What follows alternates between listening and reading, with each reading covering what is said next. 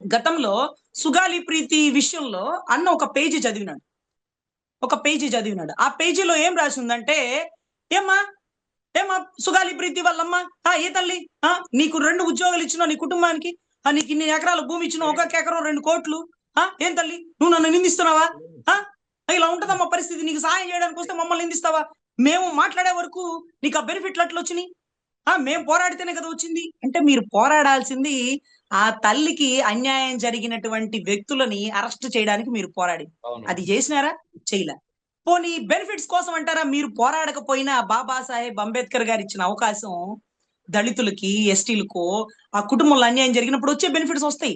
నేను ఆ రోజు ఓఎస్డి మధు గారు, ఈ పేరు నోట్ చేసుకోవాలి, ఓఎస్డి మధు గారికి ఫోన్ చేసి ఏంటి సార్ ఆ స్క్రిప్ట్ ఏంటి సార్, 2 ఉద్యోగాలు అన్ని ఇవ్వడం ఏంటి?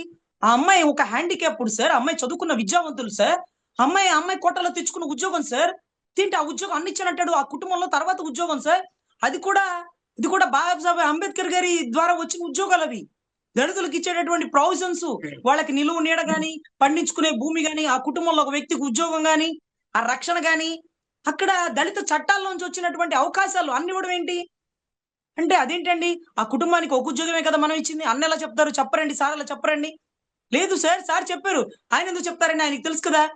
లేదు సార్ అంటే నేను ఆ వీడియో పంపించినానండి. ఓఎస్డి మధు గారు చూశాక, ఐఎమ్ సారీ అండి, మీరు మమ్మల్ని అలా అడగకూడదు, అది రాసిచ్చింది హరిప్రసాద్ గౌరవ్, లేకపోతే పార్టీ ఆఫీస్ నుంచి వచ్చి ఉంటది, ఇది నోవాటల్లో 2వ అపార్ట్మెంట్ అంటే 2వ ఫ్లోర్ లో జరిగినటువంటి మీటింగ్, దీనికి మా గవర్నమెంట్ ఎంప్లాయీస్ ఓఎస్డికి సంబంధమే లేదు, వాళ్ళు రాసిచ్చిన స్క్రిప్ట్ ఆయన చదువుతున్నారు, మాకు తెలియదు. మేమైతే చెప్పుండే వాళ్ళం ఒక ఉద్యోగమేనని. మేం కాదు రాసిచ్చింది పార్టీ ఆఫీస్ నుంచి.